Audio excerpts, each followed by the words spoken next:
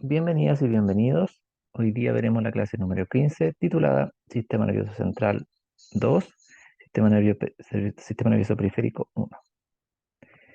Eh, los objetivos de aprendizaje de esta unidad, recuerde que son describir la anatomía y fisiología del sistema nervioso en actividades teórico-prácticas, describir los mecanismos de regulación de los sistemas nervioso y endocrino en resolución de teoría de problemas teóricos, y interpretar los cambios en la homeostasis que generan las patologías humanas asociadas al sistema nervioso y endocrino en análisis de casos de enfermedades. Hoy día en particular vamos a ver la anatomía y fisiología de la médula espinal y organización y clasificación y función de los arcos reflejos. Comencemos. Recuerden que el sistema nervioso es una red de neuronas interconectadas entre sí, haciendo sinapsis. La parte de esta red que está dentro de estructuras óseas corresponde al sistema nervioso central, y la parte de esta red que está por fuera de estas estructuras óseas se llama sistema nervioso periférico. En esta parte podemos ver acá a la derecha el sistema nervioso central y cómo a partir del sistema nervioso central salen axones y nervios que van a contactar una serie de órganos de nuestro cuerpo. Es importante entender la función del sistema nervioso periférico porque buena parte de las conductas que nosotros realizamos consiste en la coordinación de las actividades de varios músculos y órganos y vísceras de nuestro cuerpo. Y el sistema periférico, como pueden ver acá, permite hacer esa coordinación. En esta foto en particular, este hombre que está en una emoción de enojo, esa emoción de enojo involucra la activación de una serie de órganos de manera coordinada en función de ese enojo. Por ejemplo, las pupilas se pueden dilatar, la frecuencia cardíaca puede aumentar, el tracto intestinal se puede inhibir. El hecho entonces que se genere esta respuesta coordinada depende del actuar del sistema nervioso periférico, que es lo que vamos a comenzar a entender ahora. El sistema nervioso periférico lo podemos clasificar en términos estructurales en dos.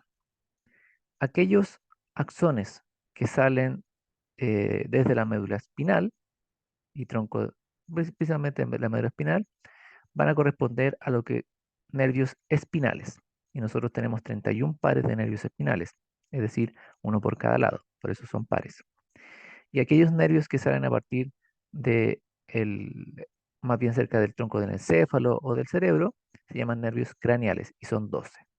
Entonces tenemos 12 nervios craneales porque salen cerca del cráneo y 31 pares de nervios espinales porque salen a lo largo de la médula espinal.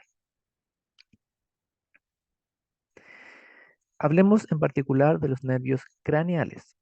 Los nervios craneales, como les dije anteriormente, son nervios que salen desde el cerebro o el tronco del encéfalo y son 12 nervios, que son los que están detallados acá. Cada nervio tiene un nombre y tiene un número que lo identifica. En esta imagen que está acá, eh, el color azul indica aquellos nervios que son sensoriales, es decir, llevan actividad desde un receptor hacia el sistema nervioso central. Los nervios que están en rojo son motores, es decir, son nervios que llevan actividad desde el sistema nervioso central hacia los efectores, que recuerden pueden ser glándulas o músculos. Y los que están en color púrpura son nervios mixtos, es decir, son nervios que tienen tanto un componente sensorial y un componente motor. Y además, en esta imagen también se especifica desde qué parte salen estos nervios. Recuerden que en el tronco del encéfalo podemos distinguir al menos tres partes: mesencéfalo, puente de Barolio y bulbo raquídeo. Comencemos a ver los nervios. El nervio 1 es el nervio olfatorio, que como pueden ver es sensorial y lleva la actividad del olfato hacia el sistema nervioso central. El nervio 2 es el nervio óptico, también es un nervio sensorial y lleva la actividad de la retina hacia el sistema nervioso central. El nervio 3 es un nervio motor, es el oculomotor, y lo que permite es mover la musculatura de los ojos. El nervio troclear, que es el 4, eh, también tiene que ver con la musculatura y movimiento de los ojos. El 5, que es el nervio trigeminal, tiene, como pueden ver, tiene un componente sensorial que corresponde a la sensorialidad del rostro y un componente motor que tiene que ver con los movimientos masticatorios. Controla principalmente los músculos que tienen que ver con la masticación. Hacer notar que cada vez que ustedes van al dentista y el dentista les pone anestesia en algunos de sus dientes, este es el nervio que se inhibe. Y así de esa manera ustedes van a dejar de percibir la sensorialidad del rostro, en particular de un diente en este caso. Eh, el nervio 6 es el nervio abducen, que es el que está acá, que tiene que ver con los movimientos oculares también. El facial, que es un nervio mixto también, tiene que ver con los movimientos de la musculatura del rostro y el control de las glándulas salivales. Y también tiene que ver con un poco de sensorialidad del gusto de la lengua. El vestíbulo coclear es sensorial y tiene que ver con la percepción de audición y equilibrio. El glosofaringio tiene que ver con los movimientos de la faringe y también con la sensorialidad de la faringe, la parte de la faringe.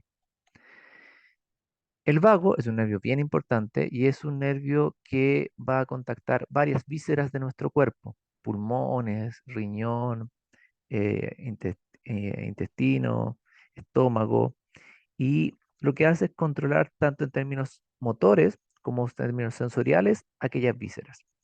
Y recibe el nervio nombre vago porque cuando se le descubrió se dieron cuenta que vagaba por todo el sistema, por todo el cuerpo, no tenía una dirección muy fija, de hecho, como pueden ver, va a contactar varios órganos. Entonces, por eso se le llama nervio vago. El nervio accesorio, que es el 11, tiene que ver con la musculatura, movimiento de la musculatura del cuello, y el hipogloso, que también tiene que ver con movimientos de musculatura cercanas al cuello.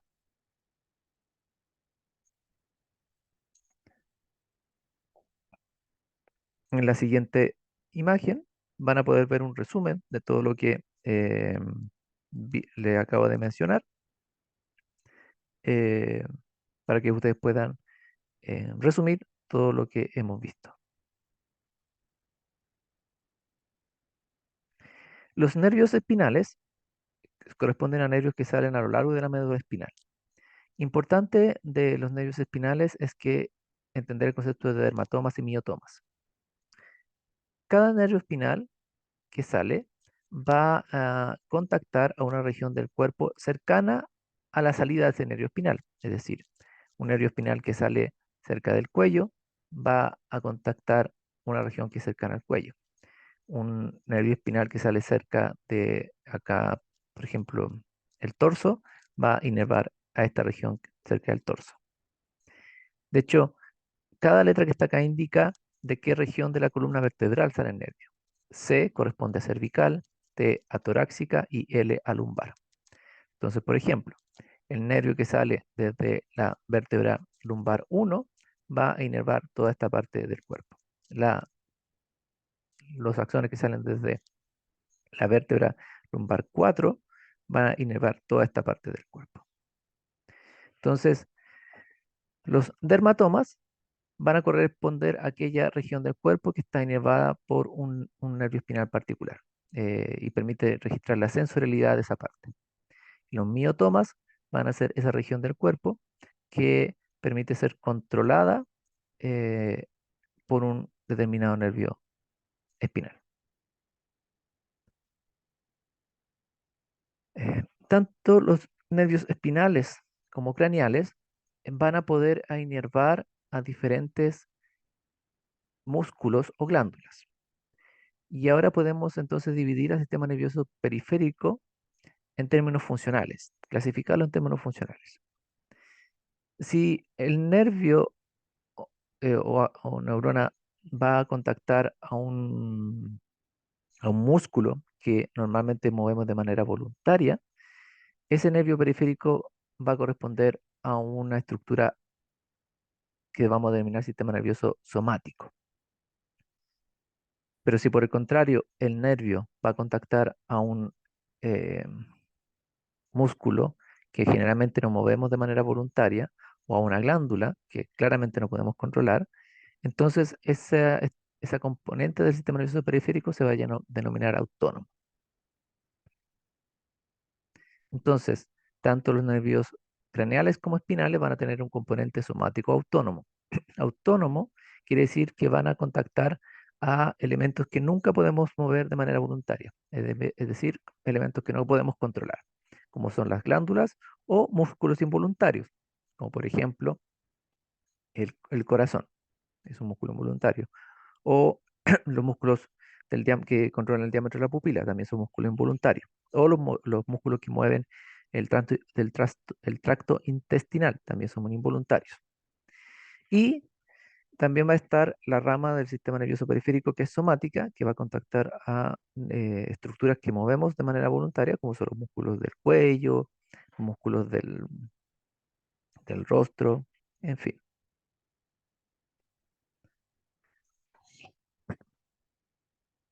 Dentro del sistema nervioso periférico autónomo, que es este que controla estructuras involuntarias, vamos a distinguir dos regiones, dos componentes, aquel sistema nervioso simpático y parasimpático. El simpático va a corresponder a a aquella porción del sistema nervioso periférico autónomo que va a contactar a una serie de órganos que son involuntarios y va a permitir que todos ellos actúen de manera coordinada para respuestas que tengan que ver con situaciones de estrés, de riesgo, de peligro.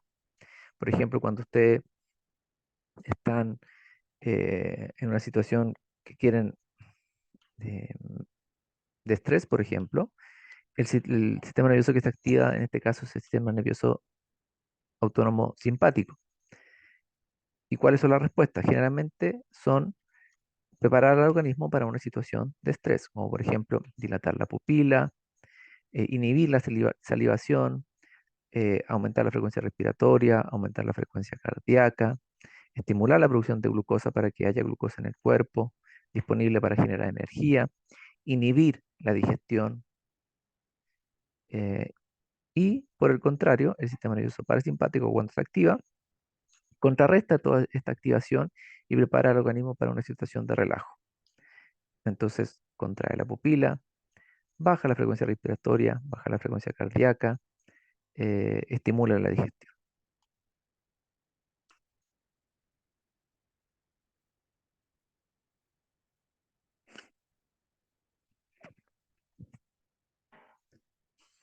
Bien, por otro lado, dentro del sistema nervioso periférico, vamos a distinguir a los reflejos. Tanto el sistema nervioso autónomo como el somático es posible identificar respuestas reflejas. ¿Qué son las respuestas reflejas? Son respuestas que involucran al sistema nervioso central, pero del sistema nervioso central nunca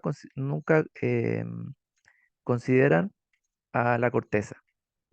Son respuestas que consideran o médula espinal o tronco del encéfalo. Y eh, están compuestos básicamente de un circuito muy básico que vimos en la unidad número 3, la anterior, que fíjense acá, por ejemplo, el reflejo de ocurre al sostener una taza. Cuando tengo el brazo doblado en esta posición y hay un peso nuevo que se agrega al brazo, lo que ocurre es que el músculo bíceps que está acá se estira. El estiramiento de este músculo genera la activación de una neurona sensorial que lleva la actividad hacia el sistema nervioso central, específicamente la médula espinal, y eso que después activa una neurona motora que va de nuevo hacia el músculo y lo contrae. Es decir, genera una respuesta refleja que permite mantener al brazo en la misma posición. Y esto también ocurre a nivel de reflejos que tienen que ver con nuestra em, fisiología interna. Por ejemplo, si, si, si la frecuencia cardíaca aumenta, Eso va a llevar la actividad hacia el sistema nervioso central, que va a permitir que se devuelva la actividad para bajar la frecuencia cardíaca. Entonces, ¿qué son los reflejos? Los reflejos van a ser involuntarios, porque no son decididos y no pasan por la corteza. Eso es muy importante, no pasan por la corteza y no son decididos. Son automáticos, son unas respuestas que se generan muy rápidas y universales. Todas las personas sometidas al mismo estímulo van a responder de igual manera en circunstancias normales. De hecho, la ausencia de estos reflejos indica que hay un tipo de patología. ¿Qué es el arco reflejo? El arco reflejo va a ser el camino desde que se percibe el estímulo hasta que se efectúa la respuesta. Va a corresponder al circuito entero. Entonces, veamos el circuito entero. Veamos el arco reflejo en su versión somática y en su versión autónoma o visceral. Por ejemplo, cuando ustedes, si es que su dedo toca alguna estructura que es puntiaguda y eso les genera algún tipo de daño, ustedes van a generar una respuesta retirada muy involuntaria, muy automática y muy universal. O sea, a todas las personas que no tengan ningún tipo de patología les va a pasar lo mismo. Entonces, cuando pinchan con algo que es filudo, eso genera la activación de receptores de dolor. La activación de esos receptores de dolor van a generar la activación de una neurona sensorial. La neurona sensorial va a llevar la actividad hacia el sistema nervioso central, específicamente a la médula espinal. Va a contactar a una interneurona y esa interneurona luego contacta a una neurona motora que va a permitir la contracción de un músculo que genera la respuesta de retirada. Y esto va a ser un reflejo somático porque se opera sobre una estructura, en este caso este músculo, que normalmente nosotros controlamos. Y el reflejo, en este caso el reflejo visceral o autónomo, fíjense que lo voy a pasar. Cuando la comida entra al intestino, esto genera que el intestino aumente de diámetro, se distienda. La distensión del intestino va a generar la activación de receptores de estiramiento que van a generar la activación de una neurona sensorial nuevamente. Y la neurona sensorial va a llevar la actividad hacia el sistema nervioso central, otra vez la médula espinal específicamente. En este caso va a contactar a una neurona motora que va a llevar la actividad a una otra neurona y que finalmente esta neurona va a llevar la actividad hacia la musculatura que rodea el intestino para generar contracciones. Entonces este va a ser un reflejo visceral. Noten algunas pequeñas diferencias entre el reflejo somático y el visceral.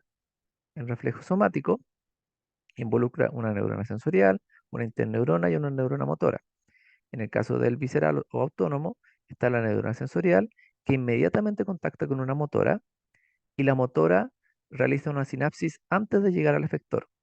Fíjense que en el caso del somático, la neurona motora llega directamente al efector, en este caso el músculo.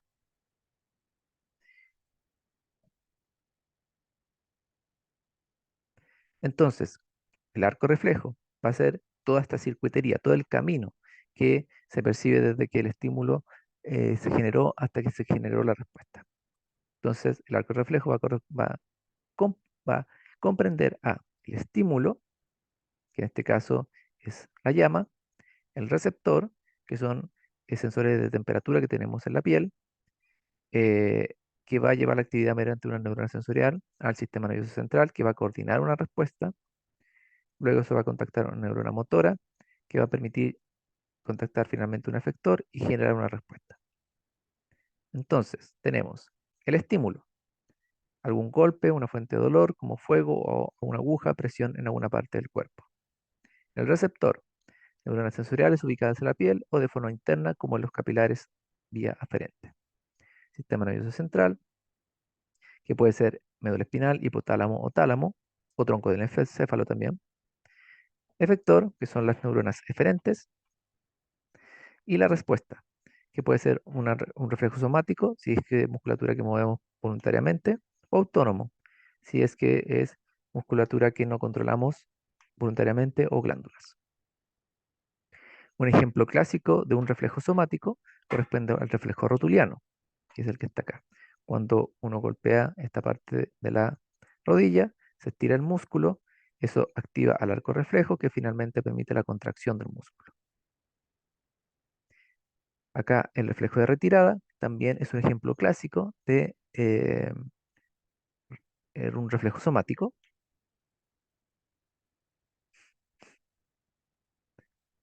Y finalmente el reflejo fotomotor es un clásico ejemplo de un reflejo autónomo.